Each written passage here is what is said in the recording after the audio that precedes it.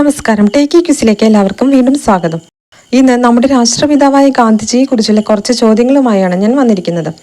1869 October 2 ജനിച്ച മോഹൻദാസ് കരംചന്ദ് ഗാന്ധിയുടെ 155ാമത് ജന്മദിനമാണ് നമ്മൾ 2024 ആഘോഷിക്കാൻ പോകുന്നത്. അദ്ദേഹത്തിന്റെ ജന്മദിനത്തോടനുബന്ധിച്ച് നടക്കുന്ന ക്വിസ് മത്സരങ്ങളിൽ ചോദിക്കാൻ സാധ്യതയുള്ള 100ഓളം ചോദ്യങ്ങളാണ് ഇന്നത്തെ വീഡിയോയിൽ ഉൾപ്പെടുത്തിയിരിക്കുന്നത്. നമുക്ക് ചോദ്യങ്ങളിലേക്ക് കടക്കാം. ആദ്യത്തെ ചോദ്യം, ലോക അഹിംസാ ദിനമായി അറിയപ്പെടുന്നത് എന്നാണ്? ഒക്ടോബർ 2. ഗാന്ധിജിയുടെ ജന്മദിനമായ ഒക്ടോബർ 2 ലോക അഹിംസാ ദിനമായി ആചരിക്കുന്നത്. അടുത്ത ചോദ്യം, ഐക്യരാഷ്ട്രസഭ എപ്പോഴാണ് ഗാന്ധി ജയന്തി അന്താരാഷ്ട്ര അഹിംസാ ദിനമായി ആചരിക്കാൻ തീരുമാനിച്ചത്? 2007 ജൂൺ 15 ഐക്യരാഷ്ട്രസഭ ഗാന്ധി ജയന്തി അന്താരാഷ്ട്ര അഹിംസാ ദിനമായി ആചരിക്കാൻ തീരുമാനിച്ചത്. അടുത്ത ചോദ്യം, ഗാന്ധിജിയുടെ ജന്മദിനമായ ഒക്ടോബർ 2 മറ്റൊരു സ്വാതന്ത്ര്യ സമര സേനാനിയുടെ ജന്മദിനമാണ്. ആരാണ് ഈ വ്യക്തി? ലാൽ ബഹദൂർ ശാസ്ത്രി. ലാൽ ബഹദൂർ ശാസ്ത്രിയുടെ കൂടി ജന്മദിനമാണ് ഒക്ടോബർ 2. അടുത്ത ചോദ്യം, ഗാന്ധിജി എഴുതിയ ആദ്യ ലേഖനം ഏതാണ്? ഇന്ത്യയിലെ സസ്യബുക്കുകൾ എന്ന ലേഖനമാണ് ഗാന്ധിജി ആദ്യമായി എഴുതി പ്രസിദ്ധീകരിച്ചത്. എൻ്റെ സത്യാന്വേഷണ പരീക്ഷണങ്ങൾ എന്ന ഗാന്ധിജിയുടെ ആത്മകഥ ഏത് ഭാഷയിലാണ് രചിച്ചത്? ഗുജറാത്തി. ഗാന്ധിജി ഗുജറാത്തി ഭാഷയിലാണ് തൻ്റെ ആത്മകഥ രചിച്ചത്. അടുത്ത ചോദ്യം, ഗാന്ധിജിയുടെ ജീവചരിത്രം ആദ്യമായി മലയാളത്തിൽ എഴുതിയത് ആരാണ്? സ്വദേശാഭിമാനി രാമകൃഷ്ണപിള്ള.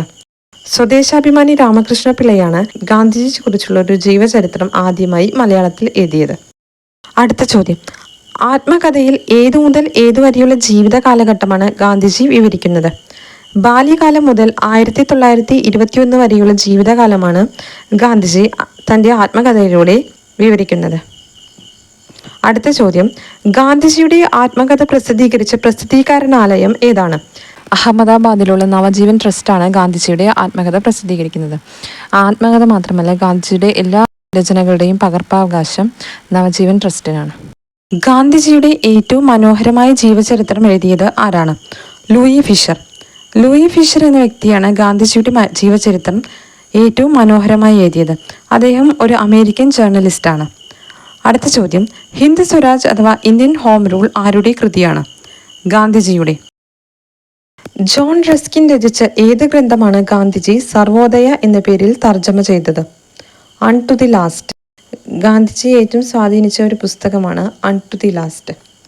ഗാന്ധിജിയുടെ ആത്മകഥ മലയാളത്തിലേക്ക് പരിഭാഷപ്പെടുത്തിയത് ആരാണ്? എൻ്റെ സത്യാന്വേഷണ പരീക്ഷണങ്ങൾ എന്ന പേരിൽ ഗാന്ധിജിയുടെ ആത്മകഥ മലയാളത്തിലേക്ക് പരിഭാഷപ്പെടുത്തിയത് ഡോക്ടർ ജോർജ് ഇരുമ്പയമാണ്. ഗാന്ധിജി ഹരിജൻ എന്ന പ്രസിദ്ധീകരണം ആരംഭിച്ചത് ഏത് വർഷമാണ്?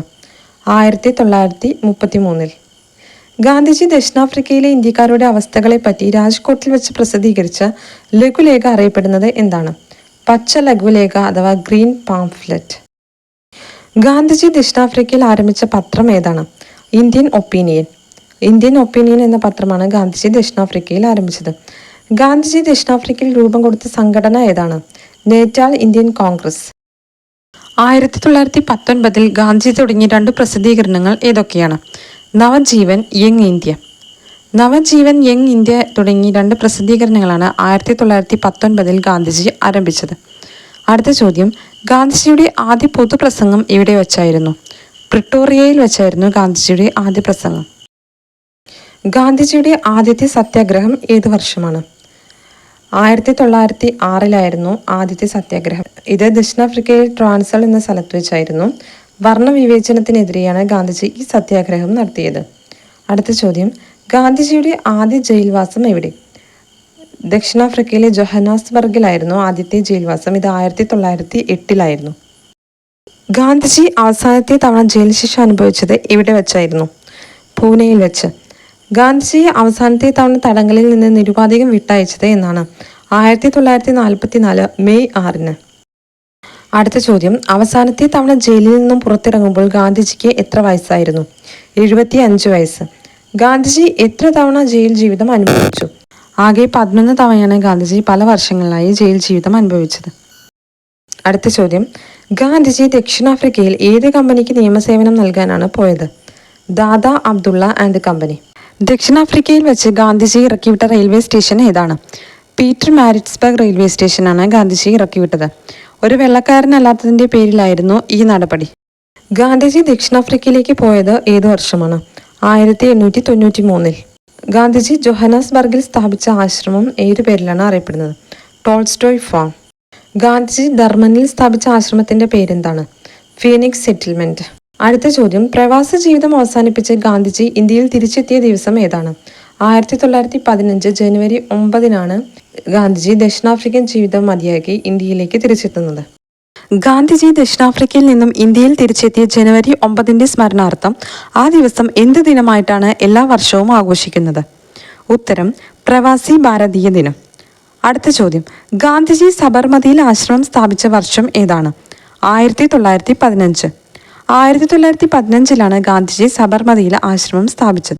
ഗാന്ധിജി ഇന്ത്യയിൽ നടത്തിയ ആദ്യത്തെ സത്യാഗ്രഹം ഏതാണ്? ചമ്പാരൻ സത്യാഗ്രഹം. ഇത് 1917 നടന്നത്. ബീഹാറിലെ ചമ്പാരൻ എന്ന സ്ഥലത്തായിരുന്നു ഈ സംഭവം. ഗാന്ധിജിയുടെ ആദ്യ നിരാഹാര സമരത്തിന് കാരണം ഏതായിരുന്നു? അഹമ്മദാബാദിലെ മിൽ തൊഴിലാളികളുടെ അവകാശങ്ങൾക്ക് വേണ്ടിയാണ് ഇന്ത്യയിൽ വെച്ച് ഗാന്ധിജി ആദ്യ നിരാഹാര സമരം നടത്തിയത്. അടുത്ത ചോദ്യം, ജാലിയൻ വാലാബാഗ് സംഭവത്തിൽ പ്രതിഷേധിച്ച് ഗാന്ധിജി തിരികെ കൊടുത്ത ബഹുമതി ഏതാണ്? കൈസർ ഇ ഹിന്ദ് ബഹുമതി. നിസ്സഹകരണ പ്രസ്ഥാനം തീരുമാനിച്ച കോൺഗ്രസ് സമ്മേളനം ഏതാണ്? 1920 കൊൽക്കത്ത സമ്മേളനത്തിൽ വെച്ചാണ് ഗാന്ധിജി നിസ്സഹകരണ സമരത്തിന് ആഹ്വാനം ചെയ്യുന്നത്. ഗാന്ധിജി നിസ്സഹകരണ പ്രസ്ഥാനം തുടങ്ങിയത് എവിടെ വെച്ചാണ്? സൂറത്തിലെ ബർദോളിയിൽ വെച്ചാണ് നിസ്സഹകരണ പ്രസ്ഥാനം ആരംഭിച്ചത്. നിസ്സഹകരണം എന്ന പദം ആദ്യമായി ഗാന്ധിജി പ്രയോഗിച്ചതെപ്പോഴാണ്? ഖിലാഫത്ത് പ്രശ്നം കൂടിയാലോചനയ്ക്ക് ഡൽഹിയിൽ ചേർന്ന ഹിന്ദു മുസ്ലിം സമ്മേളനത്തിൽ വെച്ചാണ് ഗാന്ധിജി നിസ്സഹകരണം എന്ന പദം ആദ്യമായി പ്രയോഗിച്ചത്. 1920 നിസ്സഹകരണ സമരം ആരംഭിക്കുകയും 1922 ചൗരി ചൗര സംഭവത്തോടുകൂടി നിസ്സഹകരണ സമരം പിൻവലിക്കുകയുമാണ് ഉണ്ടായത്. അടുത്ത ചോദ്യം, ഗാന്ധിജി ചർക്ക സംഘം സ്ഥാപിച്ചത് ഏതു വർഷമാണ്? 1925 ഗാന്ധിജി ചർക്ക സംഘം സ്ഥാപിച്ചത്. Gandhiji all India home rule ലീഗിന്റെ പ്രസിഡന്റായി തെരഞ്ഞെടുക്കപ്പെട്ട വർഷം 1920. 1920 Gandhiji all India home rule ലീഗിന്റെ പ്രസിഡന്റായി തെരഞ്ഞെടുക്കപ്പെട്ടത്. ഗാന്ധിജി ഇന്ത്യൻ നാഷണൽ കോൺഗ്രസിന്റെ പ്രസിഡന്റായി തെരഞ്ഞെടുക്കപ്പെട്ട വർഷം ഏതാണ് സമ്മേളനം? 1924 ബൽഗാം സമ്മേളനത്തിനാണ് ഗാന്ധിജി ആദ്യമായി കോൺഗ്രസ് പ്രസിഡന്റായി തെരഞ്ഞെടുക്കപ്പെടുന്നത്. അദ്ദേഹം ആകെ ഒരു തവണ മാത്രമാണ് കോൺഗ്രസ് പ്രസിഡന്റായി തെരഞ്ഞെടുക്കപ്പെട്ടത്. അടുത്ത ചോദ്യം, ഗാന്ധിജി നികുതി നിഷേധ സമരം പരീക്ഷിച്ചത് എവിടെയാണ്? ഗുജറാത്തിൽ. ഗാന്ധിജി നിസ്സഹകരണ പ്രസ്ഥാനം നിർത്തിവെക്കാൻ കാരണമായ സംഭവം ഏതാണ്? ചൗരി ചൗര സംഭവം. ഇത് 1922 നടന്നത്. ഉപ്പ് സത്യാഗ്രഹം നടന്ന വർഷം ഏതാണ്? 1930 ഉപ്പ് സത്യാഗ്രഹം നടന്നത്. ഉപ്പ് സത്യാഗ്രഹം നടന്നത് എവിടെയാണ്? ദണ്ഡി കടപ്പുറത്ത്. ഗുജറാത്തിലെ സൂറത്ത് ജില്ലയിലെ കടലോര ഗ്രാമമാണ് ദണ്ഡി. അടുത്ത ചോദ്യം, സബർമതി ആശ്രമത്തിൽ നിന്ന് ദണ്ഡി കടപ്പുറത്തേക്ക് 241 മൈൽ ദൂരം നടന്നെത്താൻ ഗാന്ധിജിയും അദ്ദേഹത്തിന്റെ 78 അനുയായികളും എത്ര ദിവസം എടുത്തു? 24 ദിവസം. അടുത്ത ചോദ്യം, ഗാന്ധിജി ദണ്ഡി യാത്ര നടത്തിയത് എത്രാമത്തെ വയസ്സിലായിരുന്നു? അദ്ദേഹത്തിന്റെ 61ാമത്തെ വയസ്സിലായിരുന്നു ഗാന്ധിജി ദണ്ഡി യാത്ര നടത്തിയത്. ഗാന്ധിജിയുടെ ദണ്ഡി യാത്ര തുടങ്ങിയത് എന്നായിരുന്നു? 1930 മാർച്ച് 12 രാവിലെയാണ് അദ്ദേഹം ദണ്ഡി യാത്ര ആരംഭിച്ചത്. അടുത്ത ചോദ്യം, ദണ്ഡി യാത്ര ദണ്ഡി കടപ്പുറത്തെ എത്തിയത് എന്നാണ്? 1930 ഏപ്രിൽ 5 ദണ്ഡി യാത്ര ദണ്ഡി കടപ്പുറത്തെത്തിയത്. ദണ്ഡി യാത്രയിൽ ഗാന്ധിജിയും അനുയായികളും പാടിയ ഗാനം ഏതായിരുന്നു? രഘുപതി രാഘവ രാജാറാം എന്ന ഗാനം പാടിക്കൊണ്ടാണ് ഗാന്ധിജിയും അനുയായികളും ദണ്ഡി യാത്ര നടത്തിയത്. അടുത്ത ചോദ്യം, ഗാന്ധിജിയുടെ ഇടപെടൽ മൂലം വധശിക്ഷയിൽ നിന്ന് രക്ഷപ്പെട്ട കേരളീയനായ വിപ്ലവകാരി ആര്? KPR ഗോപാലൻ. KPR ഗോപാലനാണ് ഗാന്ധിജിയുടെ ഇടപെടൽ മൂലം വധശിക്ഷയിൽ നിന്ന് രക്ഷപ്പെട്ടത്. അടുത്ത ചോദ്യം, ഗാന്ധിജി പങ്കെടുത്ത ഏക വട്ടമേശ സമ്മേളനം ഏതാണ്? രണ്ടാമത് വട്ടമേശ സമ്മേളനം. 1931 രണ്ടാം വട്ടമേശ സമ്മേളനം നടന്നത്. രണ്ടാം വട്ടമേശ സമ്മേളനത്തിൽ ഗാന്ധിജിയോടൊപ്പം ഉണ്ടായിരുന്നത് ആരെല്ലാം? സരോജിനി നായിഡു, മഹാദേവ ദേശായി, മീര ബഹൻ എന്നിവരാണ് രണ്ടാം വട്ടമേശ സമ്മേളനത്തിന് ഗാന്ധിജിയെ അനുഗമിച്ചത്. അടുത്ത ചോദ്യം, രണ്ടാം വട്ടമേശ സമ്മേളനത്തിൽ ഗാന്ധിജിയുടെ ഉപദേഷ്ടാവ് ആരായിരുന്നു? മദൻ മോഹൻ മാളവ്യ. മദൻ മോഹൻ മാളവ്യയായിരുന്നു ഗാന്ധിജിയുടെ ഉപദേഷ്ടാവ്. വട്ടമേശ സമ്മേളനത്തിന് ഗാന്ധിജി ഒപ്പം കൊണ്ടുപോയ മൃഗം ഏതാണ്? ആട്. അടുത്ത ചോദ്യം, 1931 സെപ്റ്റംബർ 22 ലണ്ടനിലെ കാണിംഗ് ടൗണിലുള്ള ഡോക്ടർ ചുനിലാൽ കത്തിയലിന്റെ വസതിയിൽ വെച്ച് ഗാന്ധിജി കണ്ട ലോക പ്രശസ്ത വ്യക്തി ആരാണ്? ഉത്തരം, ചാർലി ചാപ്ലിൻ. ചാർലി ചാപ്ലിനെയാണ് അദ്ദേഹം ലണ്ടനിൽ വെച്ച് കണ്ടത്. ഗാന്ധിജി ഇന്ത്യൻ നാഷണൽ കോൺഗ്രസിൽ നിന്ന് രാജിവെച്ചത് ഏത് വർഷമാണ്? 1934. 1934 ഗാന്ധിജി ഇന്ത്യൻ നാഷണൽ കോൺഗ്രസിൽ നിന്നും രാജിവെച്ചത്. 1940 ഗാന്ധിജി ആരംഭിച്ച പുതിയ സമരമുറ ഏതാണ്? വ്യക്തി സത്യാഗ്രഹം. ഗാന്ധിജി വ്യക്തി സത്യാഗ്രഹം എന്ന പുതിയ സമരമുറ ആരംഭിച്ചത് 1940 വ്യക്തി സത്യാഗ്രഹത്തിന് ആരെയാണ് ഗാന്ധിജി ആദ്യമായി തിരഞ്ഞെടുത്തത്? വിനോബ ഭാവെയെ. ഗാന്ധിജിയുടെ ആത്മീയ പിൻഗാമി എന്നറിയപ്പെടുന്നത് ആരാണ്? വിനോബ ഭാവെയാണ് ഗാന്ധിജിയുടെ ആത്മീയ പിൻഗാമി എന്നറിയപ്പെടുന്നത്. ക്വിറ്റ് ഇന്ത്യ പ്രക്ഷോഭത്തോടനുബന്ധിച്ച് ഗാന്ധിജി നൽകിയ മുദ്രാവാക്യം എന്തായിരുന്നു? പ്രവർത്തിക്കുക അല്ലെങ്കിൽ മരിക്കുക. പ്രവർത്തിക്കുക അല്ലെങ്കിൽ മരിക്കുക അഥവാ ഡു ഓർ ഡൈ എന്ന മുദ്രാവാക്യമാണ് ഗാന്ധിജി ക്വിറ്റ് ഇന്ത്യ പ്രക്ഷോഭത്തോടനുബന്ധിച്ച് നൽകിയത്. 1942 ഓഗസ്റ്റ് 9 ക്വിറ്റ് ഇന്ത്യ സമരം ആരംഭിച്ചത്. അടുത്ത ചോദ്യം, ക്വിറ്റ് ഇന്ത്യ സമരത്തിന്റെ ഭാഗമായി ഗാന്ധിജിയെ തടവിൽ പാർപ്പിച്ചത് എവിടെയാണ്? ആഗാഖാൻ കൊട്ടാരത്തിൽ. ഗാന്ധിജിയോടൊപ്പം താമസിച്ച് ഗാന്ധിജിയെ പഠിച്ച ഭാരതപ്രേമിയായ വിദേശി ആരാണ്? ദീനബന്ധു എന്നറിയപ്പെടുന്ന CF ആൻഡ്രൂസ്. തന്റെ പിന്തുടർച്ചാവകാശിയായി ഗാന്ധിജി പ്രഖ്യാപിച്ചത് ആരെയാണ്? ജവഹർലാൽ നെഹ്റുവിനെ. ജവഹർലാൽ നെഹ്റുവിനെയാണ് തന്റെ പിന്തുടർച്ചാവകാശിയായി ഗാന്ധിജി പ്രഖ്യാപിച്ചത്. ഗാന്ധിജിയെ രാഷ്ട്രപിതാവ് എന്ന് വിശേഷിപ്പിച്ചത് ആരാണ്? സുഭാഷ് ചന്ദ്രബോസ്. ഗാന്ധിജിയെ ഒറ്റയാൽ പട്ടാളം എന്ന് വിശേഷിപ്പിച്ചത് ആരാണ്? മൗണ്ട് ബാറ്റൻ പ്രഭു. സുഭാഷ് ചന്ദ്രബോസാണ് ഗാന്ധിജിയെ രാഷ്ട്രപിതാവ് എന്ന് അഭിസംബോധന ചെയ്തത്. മൗണ്ട് ബാറ്റൻ പ്രഭു ഒറ്റയാൽ പട്ടാളം എന്നാണ് ഗാന്ധിജിയെ വിശേഷിപ്പിച്ചത്. ബാപ്പു, മഹാത്മാ എന്നിങ്ങനെ ഗാന്ധിജിയെ വിശേഷിപ്പിച്ചത് ആരാണ്? രവീന്ദ്രനാഥ ടാഗോർ ആണ് ഗാന്ധിജിയെ മഹാത്മാ, ബാപ്പു എന്നിങ്ങനെ വിശേഷിപ്പിച്ചത്. ഗാന്ധിജിയെ അർദ്ധനഗ്നനായ ഫക്കീർ എന്ന് വിശേഷിപ്പിച്ചതാര്? വിൻസ്റ്റൺ ചർച്ചിലാണ് ഗാന്ധിജിയെ അർദ്ധനഗ്നനായ ഫക്കീർ എന്ന് വിശേഷിപ്പിച്ചത്. അടുത്ത ചോദ്യം, ഏത് സത്യാഗ്രഹവുമായി ബന്ധപ്പെട്ടാണ് വല്ലഭായ് പട്ടേലിന് സർദാർ എന്ന പേര് കൂടി ഗാന്ധിജി നൽകിയത്? ബർദോളി സത്യാഗ്രഹം. 1928 ഈ സത്യാഗ്രഹം നടന്നത്. ഗാന്ധിജിയുടെ അപരനാമം എന്താണ്? ബാപ്പുജി. ബാപ്പുജി എന്ന പേരിൽ കൂടി ഗാന്ധിജി അറിയപ്പെടുന്നു. ഗാന്ധിജിയുടെ രാഷ്ട്രീയ ഗുരു ആരാണ്? ഗോപാലകൃഷ്ണ ഗോഖലെ. ഗാന്ധിജിയുടെ ആത്മീയ ഗുരു എന്നറിയപ്പെടുന്നത് ആര്? Leo Tolstoy. ലിയോ ടോൾസ്റ്റോയിയാണ് ഗാന്ധിജിയുടെ ആത്മീയ ഗുരു എന്നറിയപ്പെടുന്നത്. ഗോപാലകൃഷ്ണ ഗോഖലെയാണ് ഗാന്ധിജിയുടെ രാഷ്ട്രീയ ഗുരു.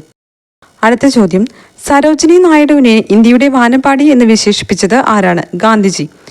ഗാന്ധിജിയുടെ മനസാക്ഷി സൂക്ഷിപ്പുകാരൻ എന്നറിയപ്പെടുന്നത് ആര്? സി രാജഗോപാലാചാരി. സി രാജഗോപാലാചാരിയാണ് ഗാന്ധിജിയുടെ മനസാക്ഷി സൂക്ഷിപ്പുകാരൻ എന്നറിയപ്പെടുന്നത്. ഗാന്ധിജി പുലേ രാജാവ് എന്ന് വിശേഷിപ്പിച്ചത് ആരെയാണ്? അയ്യങ്കാളിയെ. നേതാജി രാജ്യസ്നേഹികളുടെ രാജകുമാരൻ എന്നിങ്ങനെ സുഭാഷ് ചന്ദ്രബോസിനെ വിശേഷിപ്പിച്ചത് ആരാണ്? മഹാത്മാഗാന്ധി. നേതാജി രാജ്യസ്നേഹികളുടെ രാജകുമാരൻ എന്നിങ്ങനെ സുഭാഷ് ചന്ദ്രബോസിനെ വിശേഷിപ്പിച്ചത് മഹാത്മാഗാന്ധിയാണ്. പുലയ രാജാവ് എന്ന് അയ്യങ്കാളിയെ വിശേഷിപ്പിച്ചതും ഗാന്ധിജിയാണ്. സത്യാഗ്രഹികളുടെ രാജകുമാരൻ എന്ന് ഗാന്ധിജി വിശേഷിപ്പിച്ചത് ആരെയാണ്? യേശുക്രിസ്തുവിനെയാണ് അദ്ദേഹം സത്യാഗ്രഹികളുടെ രാജകുമാരൻ എന്ന് വിശേഷിപ്പിച്ചത്. ഗാന്ധിജിയെ കളിയാക്കി മിക്കി മൗസ് എന്ന് വിളിച്ചിരുന്നത് ആരായിരുന്നു? സരോജിനി നായിഡു. സരോജിനി നായിഡുവാണ് ഗാന്ധിജിയെ മിക്കി മൗസ് എന്ന് കളിയാക്കി വിളിച്ചിരുന്നത്. അടുത്ത ചോദ്യം, ഗാന്ധിജി ആദ്യമായി കേരളത്തിലെത്തിയ വർഷം എന്നാണ്? 1920 ഓഗസ്റ്റ് 18 ഗാന്ധിജി ആദ്യമായി കേരളത്തിലെത്തിയത്. ഗാന്ധിജിയുടെ ആദ്യ കേരള സന്ദർശനം എന്തിൻ്റെ പ്രചാരണാർത്ഥമായിരുന്നു? ഖിലാഫത്ത് പ്രസ്ഥാനത്തിന്റെ പ്രചാരണാർത്ഥമാണ് ഗാന്ധിജി ആദ്യമായി കേരളത്തിൽ എത്തിയത്. ആധുനിക കാലത്തെ മഹാത്ഭുതം എന്ന് ഗാന്ധിജി വിശേഷിപ്പിച്ചത് എന്തിനെയാണ്? ക്ഷേത്രപ്രവേശന വിളംബരത്തെ. ക്ഷേത്രപ്രവേശന വിളംബരത്തെയാണ് ആധുനിക കാലത്തെ മഹാത്ഭുതം എന്ന് ഗാന്ധിജി വിശേഷിപ്പിച്ചത്. ഒരു തീർത്ഥാടനം എന്ന് ഗാന്ധിജി വിശേഷിപ്പിച്ചത് എത്രാമത്തെ കേരള സന്ദർശനത്തിനെ ആയിരുന്നു? 5ാം കേരള സന്ദർശനത്തിനെ ആയിരുന്നു ഒരു തീർത്ഥാടനം എന്ന് ഗാന്ധിജി വിശേഷിപ്പിച്ചത്. 1934 ഗാന്ധിജിയുടെ കേരള സന്ദർശനത്തോടനുബന്ധിച്ച് കൗമുദി എന്ന 16 വയസ്സുകാരി തൻ്റെ ആഭരണങ്ങൾ ഗാന്ധിജിക്ക് നൽകിയത് എവിടെ വെച്ചാണ്? വടകരയിൽ വെച്ച്. ഗാന്ധിജി വൈക്കം സന്ദർശിച്ച വർഷം ഏതാണ്? 1925. 1924 ആരംഭിച്ച വൈക്കം സത്യാഗ്രഹത്തെ തുടർന്നായിരുന്നു 1925 ഗാന്ധിജി വൈക്കം സന്ദർശിച്ചത്. ഗാന്ധിജി എത്ര തവണ കേരളം സന്ദർശിച്ചിട്ടുണ്ട്? 5 തവണ. ഗാന്ധിജിയുടെ അവസാന കേരള സന്ദർശനം എന്നായിരുന്നു? 1937. ഗാന്ധിജി അന്തരിച്ച ദിവസം എന്നാണ്? 1948 ജനുവരി 30-നാണ് ഗാന്ധിജി വെടിയേറ്റ് മരിച്ചത്. ഗാന്ധിജിയെ വധിച്ചത് ആരാണ്?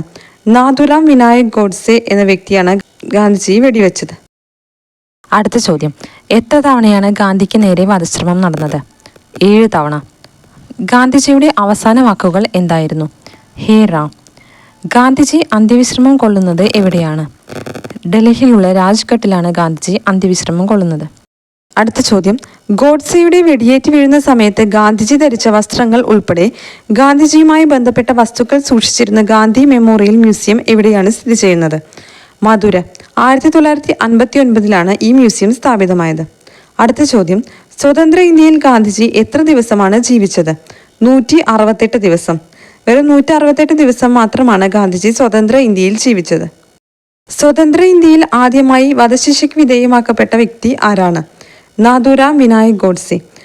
ഗാന്ധിജിയുടെ ഘാതകനായ നാഥുറാം വിനായക് ഗോഡ്സെയാണ് സ്വതന്ത്ര ഇന്ത്യയിൽ ആദ്യമായി വധശിക്ഷയ്ക്ക് വിധിക്കപ്പെട്ടത്.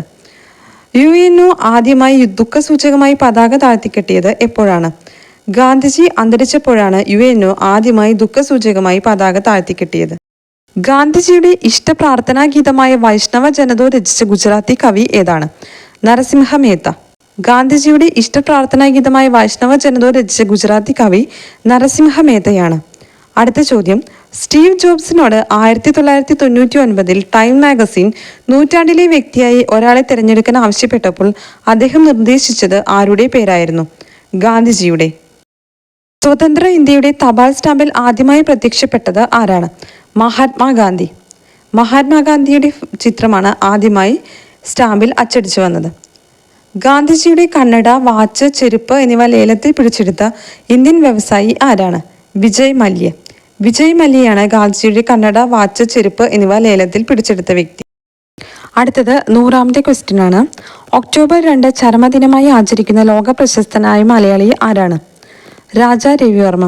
ലോക പ്രശസ്ത ചിത്രകാരനായ രാജാ രവിവർമ്മ അന്തരിച്ചത് 1906 ഒക്ടോബർ 2-നാണ്. അപ്പോൾ 100 ക്വസ്റ്റ്യൻസ് നമ്മൾ കണ്ടു. ഗാന്ധി ജയന്തിയോടനുബന്ധിച്ച് നടക്കുന്ന ക്വിസ് മത്സരങ്ങളിൽ ഇത് എന്തായാലും യൂസ്ഫുൾ ആവും.